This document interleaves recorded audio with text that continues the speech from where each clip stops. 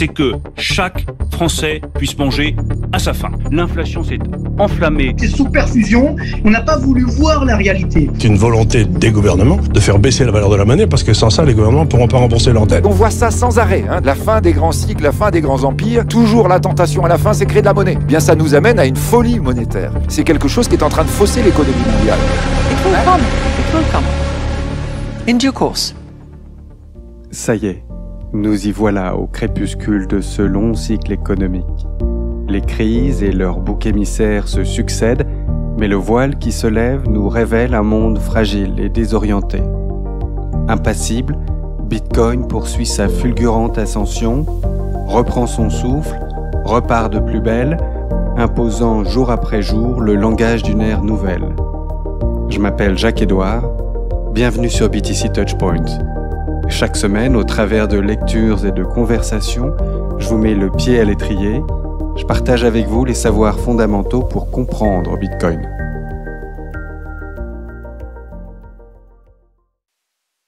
Salut, bienvenue sur le podcast BTC Touchpoint.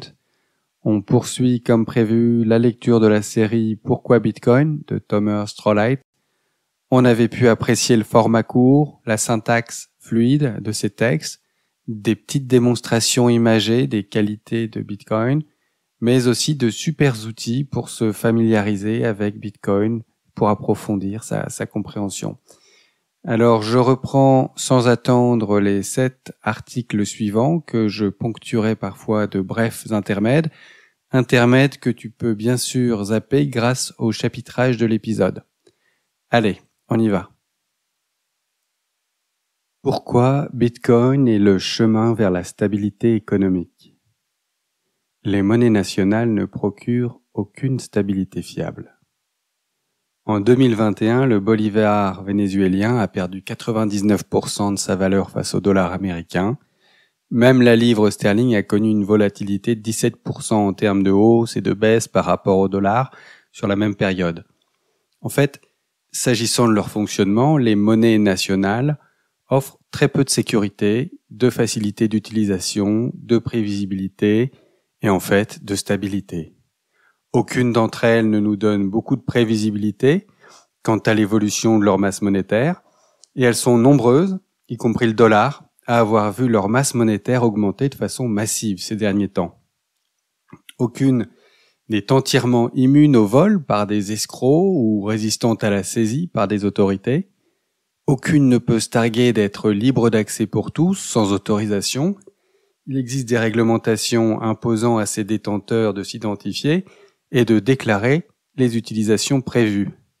Toutes ces monnaies ne fonctionnent que dans des juridictions spécifiques. Et pour aucune d'entre elles, leur masse monétaire ne peut faire l'objet d'une vérification indépendante.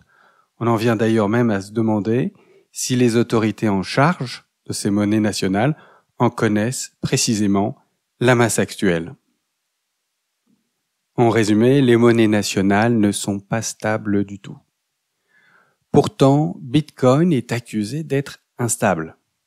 Bitcoin est extrêmement volatile, affirment les journalistes, économistes et banquiers. Pas étonnant qu'ils tirent de telles conclusions en jugeant Bitcoin à l'aune des monnaies nationales instables. Imaginez-vous sur un bateau chahuté par une mer houleuse, fixant du regard un phare sur la rive. La position de ce dernier va vous sembler extrêmement volatile, alors qu'en fait, le phare est parfaitement immobile, stable. Voici précisément en quoi Bitcoin se comporte comme ce phare. Bitcoin est profondément stable. Chaque détail de Bitcoin est l'essence même de la stabilité. Peu importe ce que le monde lui a fait subir, Bitcoin a tenu toutes ses promesses. Son offre, l'émission de Bitcoin, très précisément prévisible, s'est conformée avec exactitude à l'échéancier prédéfini. Sa sécurité n'a jamais été violée. Il a permis à toute personne dans le monde de l'utiliser. Il a laissé les détenteurs de Bitcoin les dépenser sans aucune restriction.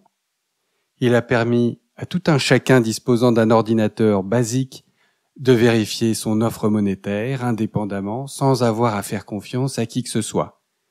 il n'y a eu aucune exception. Bitcoin est donc extrêmement stable. L'adoption de Bitcoin est une migration vers la stabilité. Lorsque les critiques qualifient Bitcoin de volatile, il ne s'agit pas d'un compliment. Ils sous-entendent que la stabilité est préférable à la volatilité. Ce point est exact. Ils se trompent simplement sur ce qu'est la stabilité. L'incroyable stabilité et fiabilité de Bitcoin est précisément ce qui attire un nombre toujours plus grand de personnes, de sociétés, d'institutions et de gouvernements à l'adopter dans des proportions toujours plus grandes. Au fur et à mesure de l'adoption de Bitcoin, sa valeur, mesurée en dollars, augmente profondément, bien qu'il y ait de fortes fluctuations à court terme de son prix libellé en dollars. Mais il n'y a rien de fluctuant dans la nature même de Bitcoin. Tout comme le phare, Bitcoin reste parfaitement stable. À la lumière de tout cela, il n'est pas surprenant que Bitcoin soit de plus en plus choisi à la place des monnaies nationales. Les garanties stables et inébranlables de Bitcoin offrent au monde un étalon ou une référence sur lequel nous pouvons échanger entre nous, quelle que soit la distance, le montant et la période. La fiabilité de Bitcoin conduit le monde sur la voie d'une plus grande stabilité économique. On retrouve donc la série un peu telle qu'on l'a laissée, chaque nouveau texte nous donnant un éclairage puissant sur une facette de Bitcoin. On parle là de Bitcoin comme actif stable et volatile à la fois, et puis comme chemin vers plus de stabilité économique. C'est bien tourné, on prend du recul, oui, la volatilité de Bitcoin est bien réelle, incontournable d'ailleurs, du fait du processus de monétisation accéléré qu'il subit, mais c'est une volatilité toute relative, comme on le comprend aussi grâce à cette analogie du phare, remarquablement choisie. Elle marche super bien, cette image. On a Bitcoin qui, tel un phare, est super stable, construit sur du roc, sur des fondamentaux mathématiques et physiques indéboulonnables. Mais si on le regarde à partir d'un rafio fiat chahuté par les flots, ce phare Bitcoin, il plonge, il surgit, il replonge, et c'est juste que notre point de référence n'est pas stable du tout. Alors que ce soit le dollar ou l'euro, ça revient au même, c'est comme si on mesurait la réalité avec un mètre étalon dont la longueur varie. Là, si notre référence c'est l'euro, il vient de perdre 20% de pouvoir d'achat face au dollar en un an, ce même dollar qui a perdu peu ou prou le même pouvoir d'achat sur la même période. Ça en fait un référentiel quand même assez médiocre pour mesurer la volatilité de Bitcoin. Ça a d'ailleurs amené quelques commentateurs à qualifier l'euro, et puis le yen aussi qui fait très fort en ce moment, de shitcoin, c'est-à-dire une crypto-monnaie alternative à un altcoin dont le cours en forme de bulle trahit l'absence de fondamentaux. Alors lorsqu'on utilise l'euro ou le dollar comme référentiel, ce qui peut être utile, c'est de les ajuster en prenant en compte l'évolution de leur masse monétaire. Et là, avec beaucoup de justesse, Thomas R. nous souligne à quel point en réalité, ce qui compte avant tout pour une monnaie, c'est la stabilité de ses propriétés. Et à ce titre, Bitcoin est exemplaire sur tous les plans, fait que chacun peut vérifier. Pourquoi Bitcoin est la voie pour épargner de l'argent? Que signifie épargner de l'argent? Épargner de l'argent, est-ce mettre des dollars sur un compte d'épargne? Examinons de plus près cette expression familière qui tient en deux mots. Épargner l'argent. Le mot épargner a en fait deux significations. La première, c'est stocker. La seconde, c'est sauver. C'est ce deuxième sens, sauver, qu'on veut examiner ici. Ainsi, qu'en est-il de la définition du mot argent? Permettez-moi d'en proposer une car les dictionnaires présument que l'argent, c'est des pièces physiques ou des billets de banque. Mais cette définition est bien dépassée avant même de considérer l'existence de Bitcoin. Je propose simplement la définition suivante.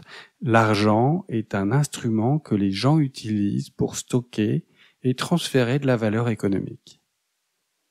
Maintenant, imaginez que cet instrument que les gens utilisent pour stocker et transférer cette valeur soit en train de mourir. Il nous faudrait alors secourir cet instrument. nous aurions besoin de sauver cet instrument. Nous aurions besoin de sauver l'argent. Vous voyez, quand je parle d'épargner l'argent, je ne veux pas dire mettre des dollars sur un compte d'épargne. Je veux dire trouver un nouvel instrument sur lequel l'humanité peut compter pour stocker et transférer la valeur économique. La raison pour laquelle nous avons besoin de ce nouvel instrument est que l'ancien est défaillant. Depuis au moins 50 ans, l'argent émis par le gouvernement a perdu sa capacité à stocker et à transférer de la valeur économique à cause de l'inflation. Une boîte de conserve de soupe coûtait 10 cents. Aujourd'hui, elle coûte $1. Le prix d'une maison a été multiplié par 10. Tout est devenu plus cher en dollars. L'inflation se produit lorsque les personnes qui peuvent créer de l'argent abusent de ce pouvoir. Aujourd'hui, cet abus a atteint un point d'ébullition où des milliers de milliards de dollars sont créés du jour au lendemain, plusieurs fois par an. Cela détruit l'épargne détenue sur de prétendus comptes d'épargne. L'inflation est le tueur d'argent. Donc là, on a un petit insert, une petite citation. Ouvrez les guillemets. Quand des destructeurs apparaissent parmi les hommes, ils commencent par détruire l'argent. Fermez les guillemets. Ayn Rand. Entrez dans le Bitcoin. Sauvez l'argent. Bitcoin est là pour sauver l'idée même de l'argent de la destruction. Il élimine le pouvoir de quiconque de faire fondre les économies de tout le monde. Dans Bitcoin, il n'y a pas d'inflation. Rappelez-vous, il n'y aura jamais que 21 millions de bitcoins, chacun divisible en 100 millions de parties appelées Satoshi. Ils seront émis selon un échéancier immuable au cours des 100 et quelques années à venir. Cet argent ne sera émis que pour les personnes qui auront travaillé dur pour le gagner. Cette rareté, garantie, associée à l'obligation de travailler pour obtenir les bitcoins nouvellement émis, réintroduit l'intégrité dans le système monétaire, le sauvant ainsi de l'effondrement. Cependant, elle ne le fait que pour l'instrument monétaire qui présente ces caractéristiques. Et cet instrument est le Bitcoin. Bitcoin est donc littéralement là pour sauver, épargner l'argent de la destruction. Et si vous voulez épargner votre argent de la destruction, vous devez le convertir en Bitcoin. Belle réflexion là autour du thème de l'argent, en prenant le temps de décortiquer la définition de l'argent et les sens associés au terme épargner.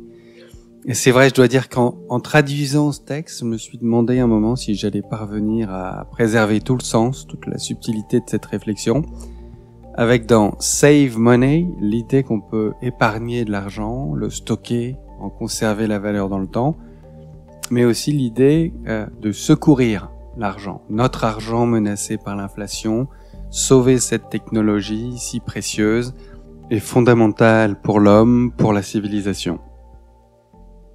Pourquoi le pouvoir d'achat du Bitcoin ne cesse d'augmenter?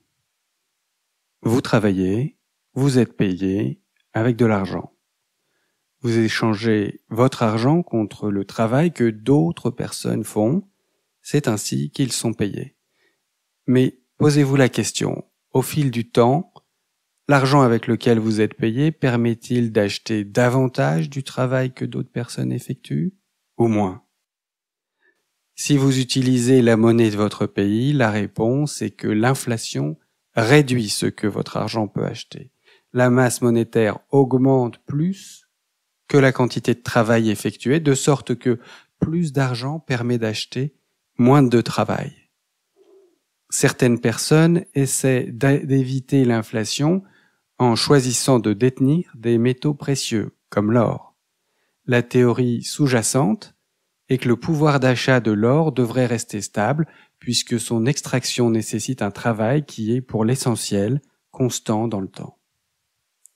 Cependant, le pouvoir d'achat du Bitcoin ne cesse d'augmenter. Beaucoup. Pourquoi ?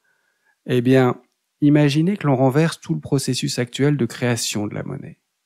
Imaginez un système qui rendrait impossible la production d'argent par décret. Imaginez un système qui exigerait un travail réel et difficile pour créer de l'argent. Imaginez que, quelle que soit la quantité de travail fournie, seule une quantité fixée d'argent puisse être créée sur une période donnée. Imaginez que cette quantité fixe ne cesse de diminuer. Très certainement, alors, si toutes ces choses étaient vraies, l'argent ainsi créé subirait les effets inverses à ceux de l'argent qui continue à perdre son pouvoir d'achat. Lorsque vous utilisez Bitcoin, vous choisissez ce processus exact de création monétaire. Un processus qui n'entraîne pas de réduction du pouvoir d'achat au fil du temps, mais plutôt son augmentation. Toutes les choses que cet article vous a demandé d'imaginer sont en fait vraies pour Bitcoin. Il ne peut pas être produit par décret, sa création nécessite un travail réel et difficile, seule une quantité prédéfinie est produite à un moment donné, et cette quantité diminue périodiquement. Voilà pourquoi le pouvoir d'achat du Bitcoin ne cesse d'augmenter. Pourquoi et comment Bitcoin utilise l'énergie? Comment Bitcoin utilise-t-il l'énergie? Laissez-moi en dresser la liste. Tout d'abord, Bitcoin utilise de l'énergie pour empêcher quiconque d'effacer ses enregistrements. Si vous possédez des bitcoins, c'est parce que quelqu'un vous les a envoyés. Cette transaction a été enregistrée dans la blockchain, l'historique complet de la propriété de tous les bitcoins. S'il était possible d'effacer cet enregistrement, vous ne posséderiez plus ce bitcoin. Cependant, remplacer les enregistrements nécessite d'utiliser plus d'énergie que celle utilisée depuis leur création. Effacer une transaction créée il y a 1 an nécessite plus d'énergie que celle utilisée depuis. Plus une transaction est ancienne, plus il est difficile de l'effacer. Deuxièmement, Bitcoin utilise de l'énergie pour empêcher quiconque de faire passer des enregistrements falsifiés. Bitcoin dispose d'un moyen pour vérifier la quantité d'énergie utilisée pour créer sa blockchain à un moment donné. Si quelqu'un essaie de faire passer une fausse blockchain, il devra y engager plus d'énergie que la vraie. Plus les besoins en énergie sont élevés, plus cela devient difficile et coûteux. Les enregistrements falsifiés sont facilement invalidés par tout le monde et la seule vraie version de la blockchain reste en place. Lorsque de nouveaux blocs sont découverts par les mineurs, tous les nœuds Bitcoin utilisent le test indiquant la plus haute preuve de travail pour prouver lequel est valide. Tout conflit entre 2 versions est finalement réglé par celle qui contient le plus de travail. La version la plus forte gagne. Ces exigences en matière d'énergie empêchent quiconque de redépenser des bitcoins préalablement dépensés. Il s'agit de la solution apportée par Bitcoin au tristement célèbre problème de la double dépense qui avait déconcerté tous les informaticiens jusqu'à ce que Satoshi Nakamoto publie son livre blanc sur Bitcoin en 2008. La consommation d'énergie de Bitcoin met fin à la dépendance aux autorités humaines. Il ne faut pas beaucoup d'énergie pour participer à Bitcoin. N'importe qui dans le monde peut faire une copie de la blockchain, la tenir à jour et s'assurer qu'elle est parfaitement irréprochable. Pour tout vérifier, Bitcoin ne s'appuie que sur des calculs qui peuvent être exécutés sur des ordinateurs ordinaires, de sorte que tout le monde peut vérifier tout par lui-même.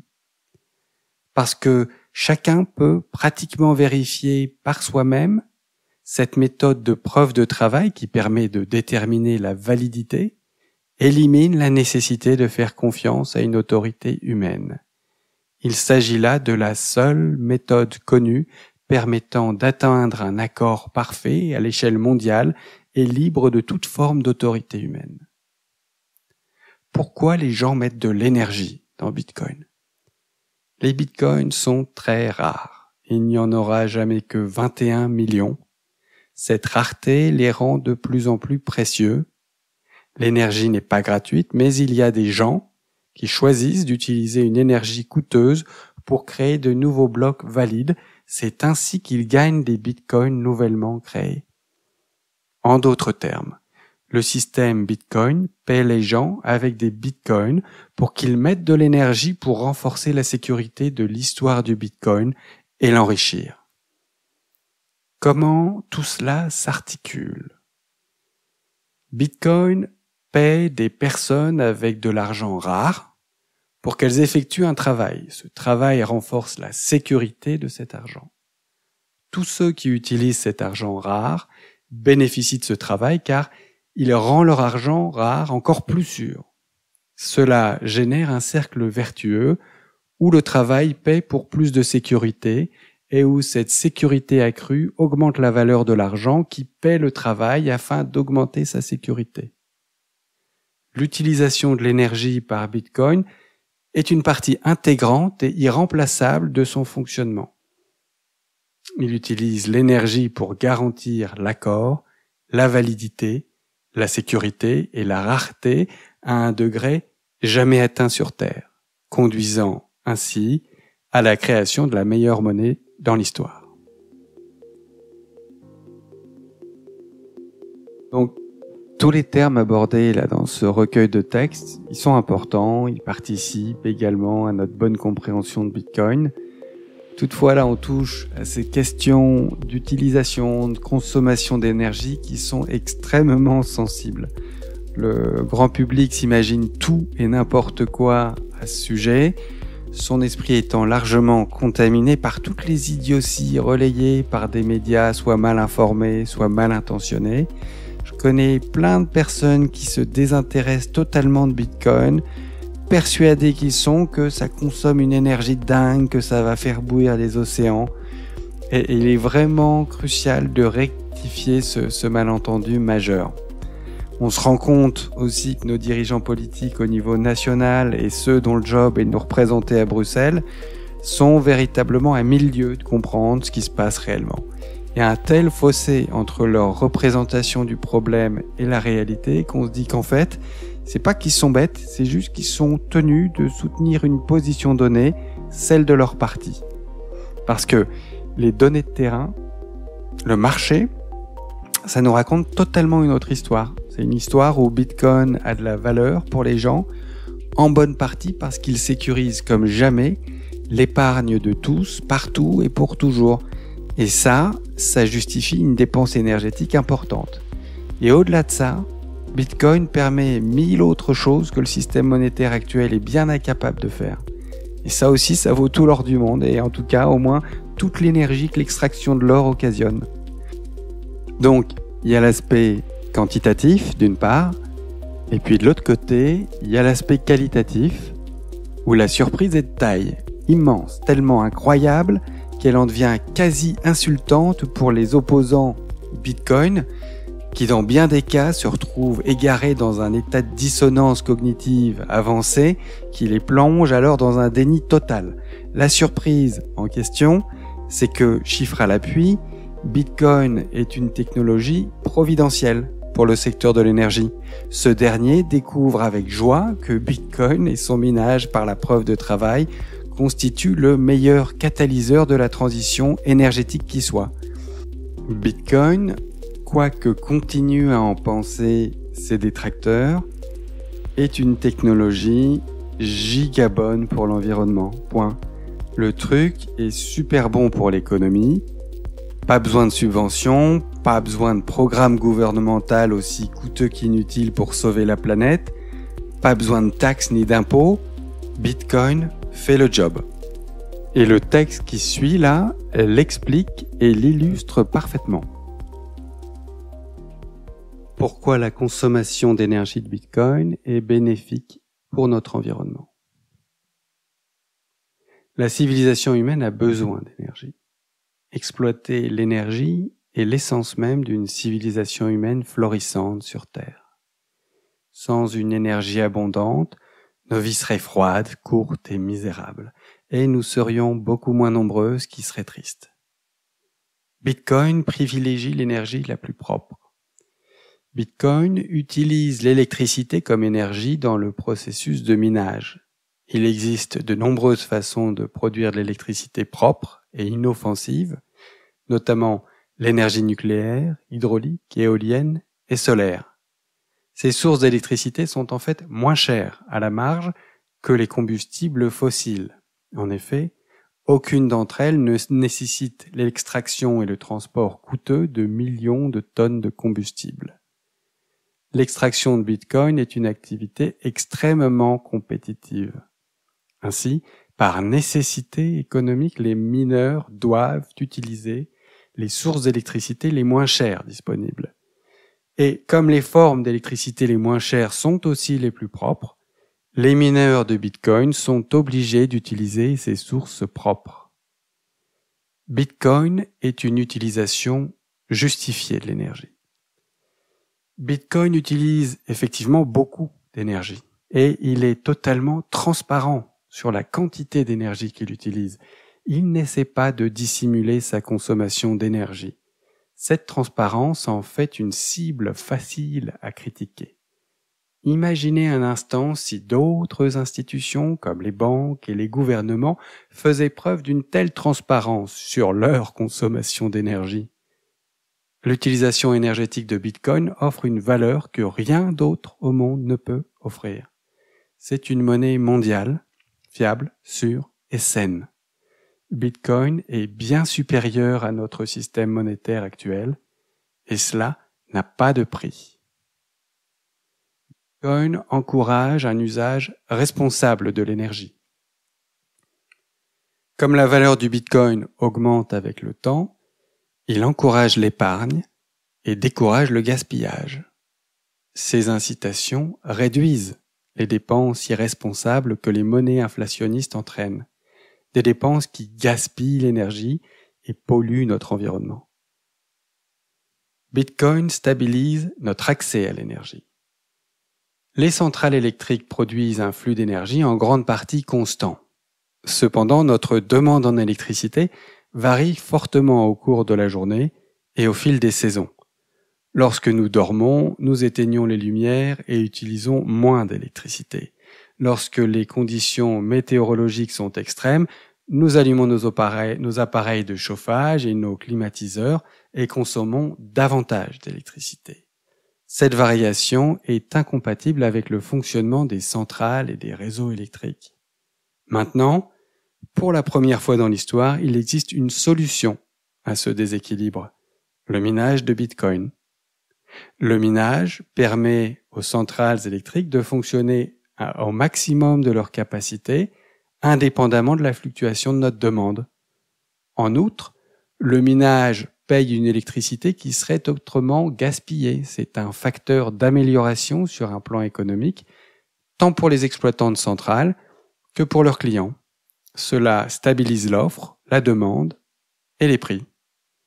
Le minage de Bitcoin améliore ainsi l'économie de l'énergie propre, ce qui est bénéfique pour nous et pour notre environnement.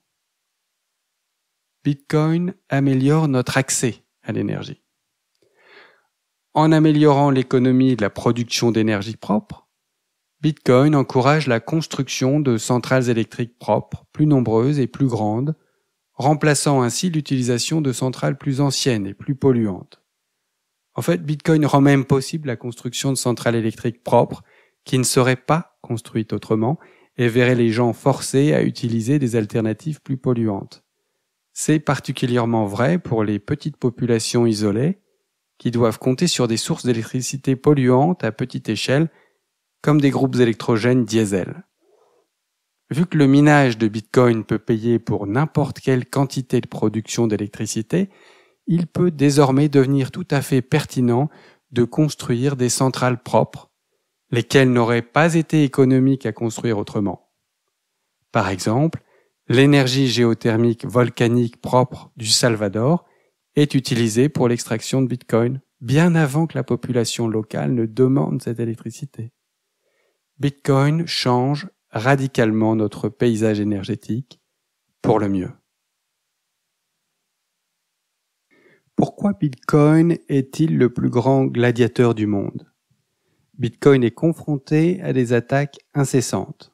Bitcoin compte de nombreux ennemis qui voudraient mettre un terme à son existence, et ces derniers ne cessent d'essayer. Nations, entreprises et pirates informatiques ont tous fait des tentatives en ce sens. les journalistes ont, de façon répétée, déclaré Bitcoin mort. Cependant, les rapports sur sa mort ont été largement exagérés et en fait, Bitcoin se renforce chaque fois que quelqu'un tente de le tuer. Il profite même des personnes qui tentent de l'interdire. Et il fait également bon accueil à toutes les tentatives visant à le remplacer par quelque chose de prétendument meilleur. S'agissant des attaques contre Bitcoin, la question n'est pas qu'est-ce qui va tuer Bitcoin, mais plutôt comment cela va-t-il rendre Bitcoin plus grand, plus fort, meilleur et plus précieux. Bitcoin prospère sous les attaques. Satoshi Nakamoto a créé Bitcoin, le dotant de nombreuses capacités défensives contre des attaques qui endommageraient ou détruiraient n'importe quel individu, entreprise ou pays. Eh oui, Bitcoin peut même survivre à une attaque nucléaire. En outre, Bitcoin peut également développer de nouveaux moyens de défense qui lui faisaient défaut auparavant. Vu qu'il s'agit d'un logiciel, il peut s'ajouter, adopter de nouvelles capacités, et cela incite vivement les personnes qui possèdent des bitcoins à créer et à mettre en place de telles capacités défensives. Bitcoin est le plus grand gladiateur que le monde ait jamais vu. Comme les gladiateurs de la Rome antique, qui se battaient publiquement et jusqu'à la mort au Colisée, tous les combats de Bitcoin se déroulent au grand jour. Chaque fois que Bitcoin parvient à repousser une nouvelle attaque dans le monde réel, le monde entier est témoin de son invulnérabilité face à cette menace. Par conséquent, chacun peut constater par lui-même et raconter aux autres que Bitcoin a, une fois de plus, prouvé qu'il était plus fort que tout ce que ses attaquants pouvaient imaginer. Bitcoin se développe par les attaques portées à son encontre. Pour Bitcoin, l'un des moyens les plus significatifs d'assurer sa croissance est de prouver qu'il est capable de s'adapter et de survivre aux attaques. De nombreuses sociétés et institutions qui attaquaient Bitcoin autrefois commencent maintenant à stocker leurs richesses en Bitcoin, précisément pour cette raison. Elles s'attendaient à ce que Bitcoin périsse, ayant tenté elles-mêmes de le tuer, mais elles ont échoué. Ses ennemis d'avant ont appris une précieuse leçon. Si vous ne pouvez pas les battre, rejoignez-les. En adoptant ensuite Bitcoin, ils le rendent encore plus précieux et plus répandu. Une leçon similaire est apprise par ceux qui créent et investissent dans des concurrents qu'ils espèrent voir tuer Bitcoin. La plupart de ces tentatives ont échoué lamentablement parce qu'ils sont inférieurs à Bitcoin. Mais si elles devaient apporter une réelle amélioration, Bitcoin pourrait alors être modifié pour intégrer cette amélioration. Cela neutraliserait tout avantage temporaire que le concurrent pourrait avoir. Toutes les attaques ne sont pas faciles à surmonter. Bitcoin a survécu à des batailles terrifiantes et prolongées. La plus grave d'entre elles s'est produite lorsque les entreprises leaders de l'écosystème Bitcoin ont tenté de prendre le contrôle de Bitcoin. Pourtant, même dans ce scénario catastrophe, Bitcoin, le gladiateur invaincu, est sorti victorieux de leurs attaques. Et Bitcoin a délivré une leçon dure et sans équivoque à toutes les parties concernées, ennemis ou alliés. Absolument personne ne peut prendre le contrôle de Bitcoin. Bitcoin se défend seulement. Il n'attaque jamais. Même attaqué, Bitcoin permet à tout le monde de l'utiliser, y compris ses assaillants. Le moyen par lequel Bitcoin part les attaques est simplement d'y survivre sans riposter. Il ne cherche ni à blesser ni à tuer ses ennemis. Chaque décision de conception de Bitcoin donne priorité à sa capacité de survie. Tout attaquant est toujours invité à mettre fin à son attaque et, s'il le souhaite, à rejoindre Bitcoin en paix. Personne n'est jamais discriminé par Bitcoin pour une quelconque transgression passée. Attaquez Bitcoin, s'il vous plaît. Cet article n'a pas pour but de décourager qui que ce soit de s'attaquer à Bitcoin s'il pense avoir une idée intelligente. Au contraire, il leur lance un défi et les invite à livrer bataille contre Bitcoin, le plus grand gladiateur que le monde ait jamais vu. Après tout, cela n'en rendra Bitcoin que plus fort. On est à 100% sur le thème de l'antifragilité, là. Déjà évoqué d'ailleurs dans l'épisode 3, en marge de la lecture d'un scénario optimiste pour Bitcoin. Et Thomas R. trouve donc son modèle d'invincibilité dans l'arène romaine, où les combats incessants se font au grand jour. Et ça marche pas mal du tout comme image. Moi je pense immédiatement aussi à cette mascotte sans pareil que les bitcoiners ont adoptée. La mascotte antifragile par excellence. Le fameux, l'unique, le terrible Honey Badger, Ratel ou blaireau de miel. Je peux pas résister à vous le décrire un petit peu, ce carnivore qui nous est si cher. Il paie pas de mine, mais alors redoutable, féroce, d'une ténacité, persévérance et résistance à toute épreuve. Le Honey Badger supporte les venins des serpents les plus venimeux du monde. Il les métabolise en fait, c'est-à-dire que il tombe dans les pommes tout en digérant le serpent, il se réveille et hop, c'est reparti. C'est vraiment un animal hors du commun. Il sait courir en arrière par exemple, une aptitude qu'il partage uniquement avec nous chez les mammifères. L'animal déploie aussi des trésors d'ingéniosité lorsqu'il s'agit de se faufiler ou de s'échapper. Il mange de tout, en fait, il s'attaque à des proies de toute taille. Il peut même livrer combat aux lions et à d'autres félins. Il a le cuir sacrément épais, ce qui le rend insensible aux morsures. Et donc ce Ratel, ce Honey Badger, est vraiment devenu une grande star pour tous les bitcoiners qui s'émerveillent de tant de combativité. Donc vous étonnez pas si vous voyez cet animal imprimé sur des t-shirts, des casquettes ou tatoué sur le corps de bitcoiners. Pourquoi Bitcoin mettra fin au plus grand hold-up de l'histoire? Des voleurs voyageurs du temps. Voici une idée géniale pour un film. Des criminels surgissant du passé se procurent une machine à voyager dans le temps et se rendent dans le présent où ils dérobent de l'argent, qu'ils ramènent ensuite dans le passé. Leurs victimes sont impuissantes. Les criminels ne peuvent pas être poursuivis par les victimes car ces voleurs n'existent que dans le passé des victimes.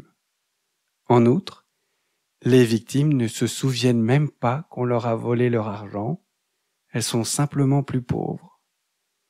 Mais les victimes savent qu'elles ont été volées parce que les escrocs laissent une trace où la seule explication possible est que quelqu'un du passé a volé cet argent.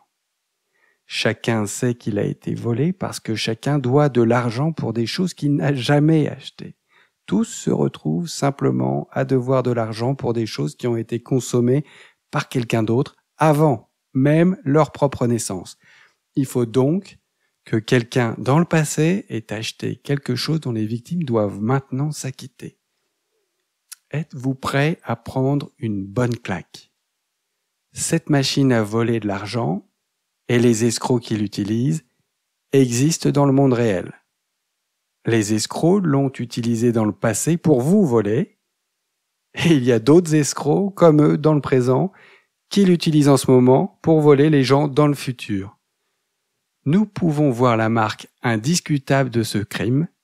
Chaque personne née aujourd'hui doit de l'argent pour des choses qu'elle n'a jamais achetées et qu'elle ne pourra jamais utiliser. Comment fonctionne le vol dans le temps? Cette machine à voler l'argent dans le temps s'appelle déficit et dette publique. Chaque vol annuel s'appelle déficit. Et le montant total volé tout au long de l'histoire s'appelle dette. Il n'y a rien de mal à emprunter de l'argent si vous avez l'intention et les moyens de le rembourser. Si toutefois vous trompez intentionnellement le créancier en dépensant les emprunts sans avoir l'intention de les rembourser, vous commettez une fraude. Si, de manière encore plus scandaleuse, vous empruntez de l'argent dont vous indiquez que quelqu'un d'autre le remboursera alors qu'il ne sait même pas que vous avez emprunté vous commettez une double fraude. Pourtant, c'est précisément ce que sont les déficits publics. Les politiciens continuent d'emprunter mais ne remboursent jamais ce qu'ils ont emprunté. Aucun d'entre eux n'a jamais eu l'intention de le rembourser. Aucun d'entre eux ne l'a jamais remboursé. Et pire encore, ils n'assument personnellement aucune responsabilité pour le rembourser, mais font de leur dette les obligations des générations futures. Il est évident que ces générations n'auraient pas pu accepter de contracter de telles dettes car elles n'étaient même pas encore nées. Chaque bébé qui naît aujourd'hui aux États-Unis est immédiatement acculé d'une dette de plus de 80 000 $ à laquelle il n'a bien évidemment jamais consenti. D'une manière ou d'une autre, personne n'est arrêté pour cette fraude monstrueuse. Personne la commettant n'est obligé de rembourser l'argent qu'il a volé, ni n'est emprisonné pour ses crimes. Pourquoi ? Peut-être parce que tous ceux qui devraient mettre un terme à ce crime en sont les complices. La police est payée avec cet argent volé, les juges sont payés avec, les procureurs sont payés avec, les législateurs sont payés avec, même les bénéficiaires des prestations gouvernementales sont payés avec, tout comme les banques qu'ils prêtent à des gens qui se retrouvent ensuite encore plus endettés. Notre système monétaire est si profondément corrompu que le vol à des enfants pas encore nés est devenu si banal qu'il est anticipé à tous les niveaux du gouvernement. Le vol de l'avenir, plus que de l'argent. En volant l'argent de notre avenir, les voleurs volent également la durabilité de notre civilisation. Comme un voleur de banque plein aux as de son butin mal acquis, l'argent facile conduit à une consommation à court terme, irresponsable, sans tenir compte des conséquences à long terme. Notre économie est alors en surchauffe et s'épuise car nous prenons des décisions négligentes qu'autrement nous n'aurions pas prises. Et comment pensez-vous que l'on surchauffe et qu'on épuise une économie ? Avec de l'argent volé à l'avenir, bien sûr. Le coût d'un focus court-termiste. Depuis 1971, les politiciens se sont acharnés à maximiser la consommation immédiate. Ils ont atteint cet objectif en empruntant de façon inconsidérée et frauduleuse à notre avenir. Ils paniquent si un seul mois passe sans croissance économique. S'il y a 6 mois consécutifs sans croissance, ils appellent cela une récession. Ils s'en servent pour justifier plus de vols de l'avenir sans se soucier de rembourser cet argent ou des conséquences que cela aura sur la santé à long terme de la civilisation. Pourquoi volons-nous ce dont nous n'avons ni besoin ni envie ? Pourquoi la folie de ce vol de notre avenir et de cette destruction de notre civilisation ne cesse-t-elle pas ? C'est parce que notre système monétaire est cassé. Il a été brisé le jour où il a été créé. Ce jour-là, c'était le 13 août 1971. Soudainement, l'argent dans le monde entier a cessé d'être lié à l'approvisionnement en or. Au lieu de cela, il pouvait être imprimé par des bureaucrates et des politiciens et imposé comme une dette aux gens du futur. Le président américain de l'époque était Richard M. Nixon. Il est surtout connu pour avoir dit « Je ne suis pas un escroc ». En réalité, il était un escroc si grand que même s'il a honteusement démissionné de son poste en 1974, des personnes nées aujourd'hui lui doivent encore de l'argent qu'il leur a volé avant même leur naissance. Si Nixon avait dit la vérité et compris ce qu'il avait réellement fait, il aurait dit en levant les 2 mains en signe de victoire « Je suis le plus grand escroc de l'histoire ». De quoi avons-nous besoin pour mettre fin à cette folie de l'argent ? Notre système monétaire kleptomane est une menace existentielle pour la civilisation et un affront à la décence et à la justice élémentaire. Nous ne pouvons pas revenir au système qui existait auparavant. Ce prédécesseur s'appelait l'étalon or. Ce système a échoué. L'or a été utilisé comme monnaie tout au long de l'histoire, mais il a un talon d'Achille, une vulnérabilité qui a été exploitée à plusieurs reprises. La faiblesse de l'or est qu'il peut être saisi, confisqué par la force physique, et ce fait invite à la violence et incite à la guerre. Donc là, on a un petit encart dans l'article qui nous présente un beau graphique, un graphique qui décrit l'augmentation du déficit fédéral annuel des États-Unis, et on voit bien que cette augmentation, en fait, elle commence à se produire dès 1971, donc date à laquelle le dollar s'émancipe de cette relation qu'il avait avec l'or. Et la légende est la suivante. La preuve, le déficit fédéral annuel, également connu comme le montant volé à l'avenir. Le hold-up commence en 1971 et atteint plus de 3 000 milliards de dollars rien qu'en 2021. Considérez cette brève histoire de l'or racontée par Michael Saylor dans son débat « Bitcoin contre l'or ». L'or invite à la violence. Alexandre le Grand a parcouru le monde pour s'emparer de l'or. Libye raconte l'histoire d'un millier de sièges romains pour voler l'or. César a mis à sac la Gaule pour s'emparer de leur or. Kubilai Khan s'est emparé de l'or. Pissarre a saisi l'or des Incas. Cortés a confisqué l'or des Aztèques. Charles Ier a saisi l'or de tous les nobles britanniques. Les Prussiens ont saisi l'or des Français en 1871. Pendant la Première Guerre mondiale, tout le monde a saisi l'or. Lénine a saisi l'or de l'Église en 1922, Roosevelt a saisi l'or de tout le monde en 1933, Staline a confisqué l'or des Espagnols en 1936, Churchill a saisi l'or de tout le monde en 1940, au début de la Deuxième Guerre mondiale. En 1944, à Bretton Woods, les États-Unis ont saisi l'or du monde entier, puis l'ont pris en otage. Enfin, Nixon a tué tous les otages en 1971. L'or est toujours saisi.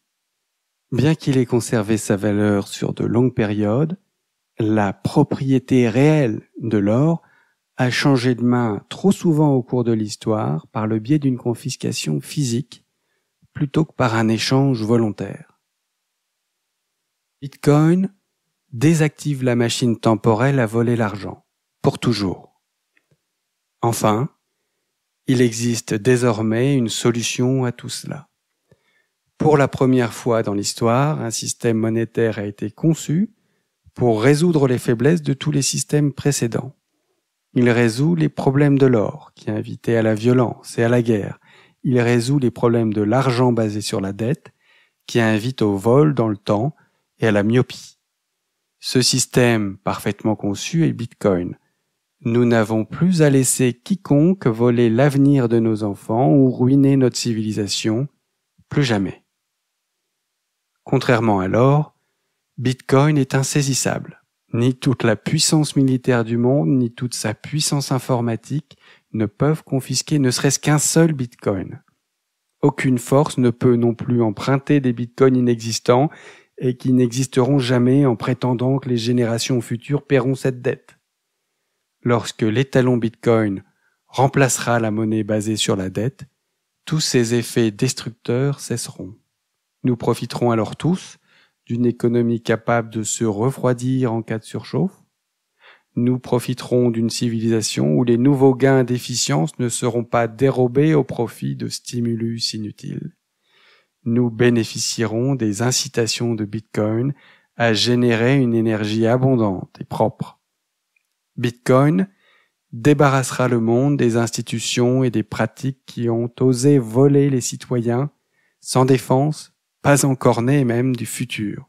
Il mettra fin à la plus grande escroquerie jamais commise qui a été imposée au monde entier en ce jour sombre d'août 1971. Un seul champion peut vaincre ces ennemis malfaisants de l'humanité qui commettent le plus grand hold-up de l'histoire. Il s'agit du plus grand gladiateur du monde, Bitcoin. Qu'est-ce que t'en penses, toi, de ce dernier texte? Assez impressionnant, non? assez troublant. Moi, cette histoire de vol, de méga hold-up de l'histoire, assistée par machine temporelle, où la réalité, en fait, finit par dépasser la fiction, je la trouve profondément choquante de justesse. Et à vrai dire, je trouve ça même un peu flippant de voir à quel point cette mise en perspective nous interpelle, et que par contraste, en l'absence de cette dramatisation finalement pas si excessive, on est comme engourdi face à cette sombre réalité qui s'impose à nous depuis 50 ans. Alors on pourrait en parler des heures et des heures de ce texte, mais ce qui me vient à l'esprit là, c'est de te recommander quelques sources pour compléter ce podcast. Il y a tout d'abord cette vidéo de Charles de Gaulle que j'ai vu circuler sur Twitter il y a 2-3 jours à peine, où il prononce un discours explicitant le sentiment d'injustice qu'il ressent au vu du privilège exorbitant dont jouissent les Américains, eux, qui, détenant les clés d'un système monétaire déconnecté de l'or et de toute relation au réel, leur permet de s'endetter aux frais du monde. Open bar. Donc il y a cette première vidéo. Ensuite, il y a ce site What the fuck happened in 1971? Que donc s'est-il passé en 1971.com. Beaucoup de courbes sur ce site, pas mal de données statistiques officielles qui illustrent le cataclysme qu'a représenté cette funeste décision de Nixon. Ça vaut le détour. Et puis, last but not least, il y a cette vidéo du débat Bitcoin contre l'or, où Michael Saylor livre un combat 2.0 à sens unique face à un Goldbug un peu dépassé par son temps.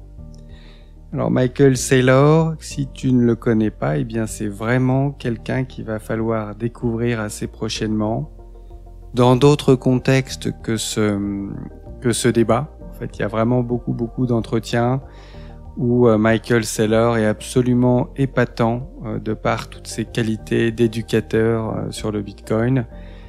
C'est vraiment quelqu'un d'hors du commun, quelqu'un qui va renforcer ta conviction sur le Bitcoin comme personne. Voilà, je te laisse tous ces liens dans le descriptif de l'épisode. On va pouvoir s'arrêter ici.